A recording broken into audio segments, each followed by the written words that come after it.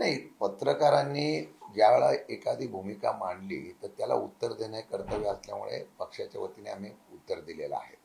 खरं म्हटलं तर मला कळत नाही की आम्ही त्यांच्या पक्षाचं रोहित पवारांनी डॅमेज करण्यासाठी एवढी 5 कोटीची सुपारी दिली अशा प्रकारचं वक्तृत्व करणं हा बालिशपणा आहे. मला वाटतं की आम्ही करण्याच्या ऐवजी त्यांनीच आता मित्रपक्ष त्यांना डॅमेज करतो याच्या बाबतीमधला अभ्यास करणं गरजेचं आहे. खऱ्या अर्थाने त्यांना कोण अडचणीत आणण्याचा प्रयत्न करतोय याचा त्यांनी शोध घ्यावा. मित्रपक्षाच्याकडं आपण तशा असलेल्या काही घटना बघितल्या, त्याचं उत्तर त्यांनी शोधावं. आमचा काही त्यांच्या पक्षाला किंवा त्यांना डॅमेज करण्याचा कुठलाही वाईट हेतू आमचा नाही. एक रोहित पवार यांच्याकडनं एक अशी बातमी येते आहे की गोंधूबाबा खरात जो आहे त्याच्या वतीनं काही महत्वाच्या राजकीय पुढाऱ्यांच्या फोटोंवर फुल्या मारल्या जात होत्या आणि तशीच फुली अजितदादा पवार यांच्या फोटोवर सुद्धा मारलेली हस्तगत झालेली. मी कालही सांगितलं होतं, सभागृहामध्ये सुद्धा ही चर्चा झाली, त्यावेळेला सुद्धा चर्चा अशा मध्यम झाली होती की ऑपरेशन खरात हा निव्वळ हा ऑपरेशन करत असताना त्याच्या पाठीमागं काहीतरी असेल, त्यामुळे एवढं मोठं ऑपरेशन झालेलं आहे. त्यात रोहित पवारांनी सांगितल्याप्रमाणे शंकेचं कारण उभं केलेलं गेलेलं आहे. अनेक लोकांच्या असलेल्या फोटोवर फुल्या मारल्या गेल्यात अशा प्रकारची चर्चा ही साधारणतः होती. त्याचा आणि ह्या असलेल्या घटनेचा काही संबंध आहे का याच्या बाबतीमध्ये जर शंका व्यक्त केली असेल, आता CID चौकशी चालू आहे, CBI चौकशीच्या बाबतीमध्ये मागणी केलेली आहे. मला अजूनही कळत नाही की मी काल कळलं, मला मी बघितलं नाशिकला एक बॅनर लावलेला दिसला, त्यामध्ये सामान्य जनतेची भावना त्या बॅनरमधून कळली की साधा FIR सुद्धा होऊ शकत नसेल अजितदादांचा, हे महाराष्ट्राचं दुर्दैव आहे. त्यामुळे शंकेला अनेक कारणं आहेत.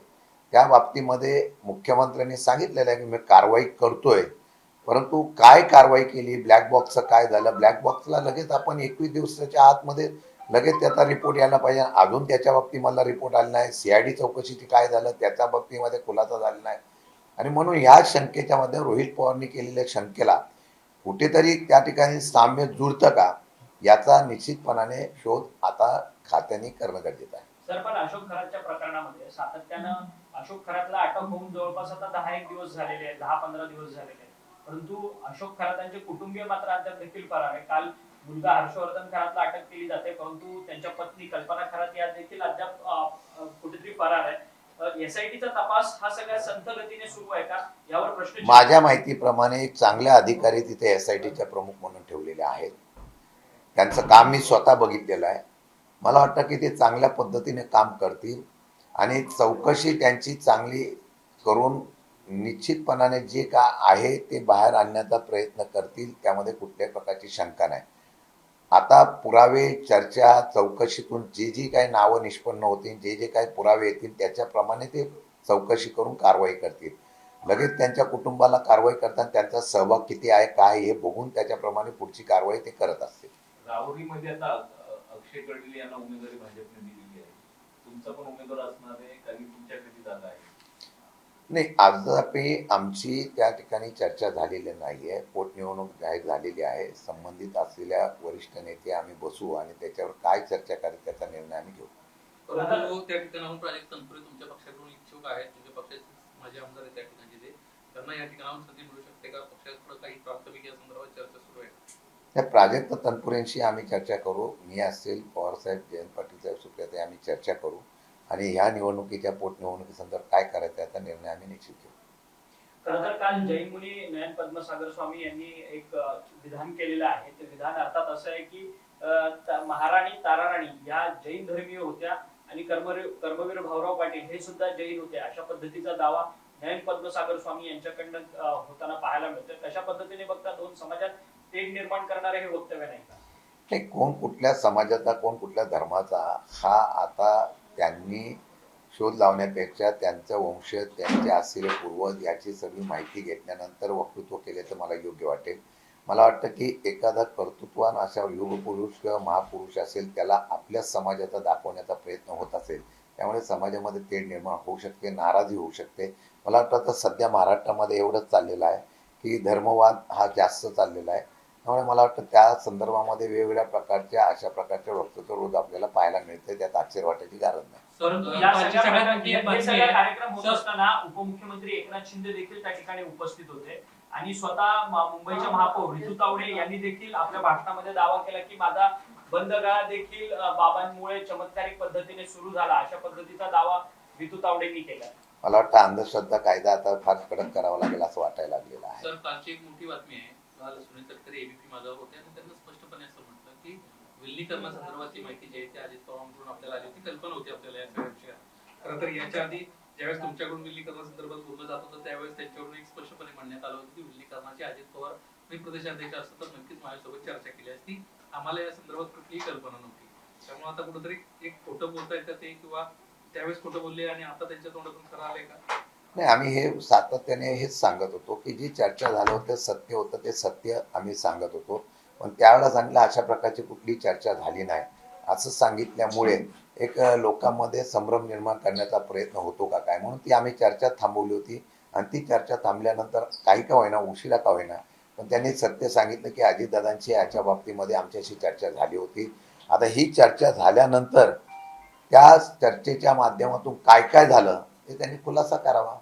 सुनीत्रा वहिनीचं नेतृत्व तुम्हाला मान्य असेल का जर आता पुन्हा एकदा विलीनीकरणाचा विषय जर आला तर माझ्या माहितीप्रमाणे अजितदादा हयात असताना विलिनीकरणाच्या बाबतीमध्ये झालेल्या चर्चेमध्ये काय करायचं काय नाही करायचं याच्या संदर्भामध्ये सविस्तर चर्चा झाली होती.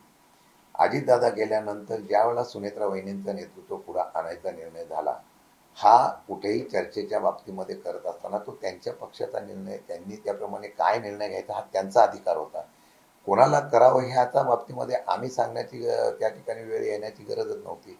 आता ते जे सांगतायत की बाबा सुनेत्रा वहिनींचं नेतृत्व तुम्हाला मान्य होतं का, ती चर्चा आताही कुठे आमच्याशी झालीच नव्हती आणि ते नेतृत्व दिल्यानंतर सुद्धा चर्चा झालेली नाहीये. त्यामुळे मला वाटतं की चर्चा झाली नसेल त्या चर्चेवर आम्ही स्टेटमेंट देणं किंवा त्या चर्चा झाली नाही त्या चर्चेवर त्यांनी आम्हाला प्रश्न विचारणं मला योग्य वाटत नव्हतं.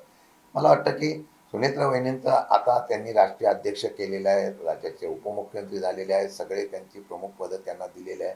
आता ही चर्चेचा आम्ही विषय जो आहे तो बाजूला ठेवू. आता आम्ही आमच्या पद्धतीने पक्षवाढणी आणि आमचे आमदार खासदार सगळेजण आता सरकारच्या असलेल्या भूमिकेच्या माध्यमातून जी काय सध्याची परिस्थिती आहे त्याच्यावर फार मोठ्या प्रमाणात चांगलं काम करतायत. परंतु अजितदादांच्या मृत्यूनंतर देखील सातत्यानं विलिनीकरणाच्या संदर्भात आमच्याशी दादांनी कोणतीही चर्चा केली नाही, आम्ही पक्षाचे प्रदेशाध्यक्ष आहोत, अशा पद्धतीनं जो काही दावा सुनील तटकरे यांच्याकडनं केला जात होता तो त्यांनी काल दावा स्वतःच खोटा ठरवलेला आहे. परंतु अजितदादांना मृत्यूनंतर देखील बदनाम केलं जात होतं का अशी वक्तव्य करून? याची कल्पना मला नाहीये, पण मला वाटतं की त्यांनी हे कबूल केलंही. आम्ही हेच सांगत होतो की आम्ही कुठल्याही प्रकारची, आम्ही फक्त त्यांचं दादांचं झालेलं निधन होतं, त्या निधनाच्या वेळेला त्यांची अंतिम इच्छा म्हणून आम्ही भावना व्यक्त केली, ती पण आम्ही लगेच केली नव्हती. काही लोकांनी त्याच्यावर वेगवेगळ्या प्रकारच्या प्रतिक्रिया लगेच द्यायला सुरुवात केली होती, आम्ही दिली नव्हती. मला वाटतं की आता हा विषय संपलेला आहे. सत्य जे होतं ते बाहेर त्यांनी सांगितलं, उशिरा का होईना सांगितलं. त्यांना दादांना खोट्यात पाडण्याचा प्रयत्न झाला आता का? हे दादा हयात नाही तरी दादाचं नाव खराब झालं काय? नाही, हे आता मी सांगणार नाही, कारण आम्ही जे सत्य होतं ते सांगितलं. आता ते सत्य त्यांनी उशिरा सांगितल्यानंतर त्यांनी का सांगितलं नाही, त्यांनी का, त्यांना कोणी सांगितलं का हे तुम्ही आता बोला, तुम्ही बोलू नका, हे त्यांना विचारा. त्यावेळेस अजित पवारांच्या निधनानंतर तातडीनं पहिल्यांदा जर प्रतिक्रिया यायला सुरुवात झाली तर ते तुमच्या पक्षाकडून सुरू झाली होती. त्यामुळे कुठेतरी एक दबाव होता आणि या दबावाला जुगारून कुठेतरी सुनेत्रा पवारांना अध्यक्ष करायचं होतं, कारण सुनेत्रा पवारांच्या अध्यक्षासंदर्भात तुमच्यातून कुणीही बोलत नव्हतं आणि त्यामुळे कुठेतरी हा निर्णय घ्यावा लागला, अशी एक चर्चा या निमित्तानं समोर आली. नाही, कसं आहे, जर तर त्या प्रश्नाला महत्त्व नसतं. असं आहे की विलिनीकरण त्यावेळेला होणार होतं, ही चर्चा होती का होती. फोटो का दाखवला 2-4 दिवसानंतर काही लोक सांगत होते की नाही, ही चर्चा अशी झाली नव्हती म्हणून ती बैठकीचा फोटो दाखवला गेला असेल.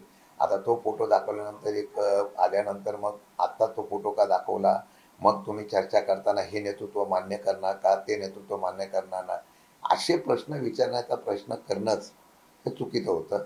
मला वाटतं की ती विचारण्यामधला त्यांचा हेतू काय असेल याची मला कल्पना नाही.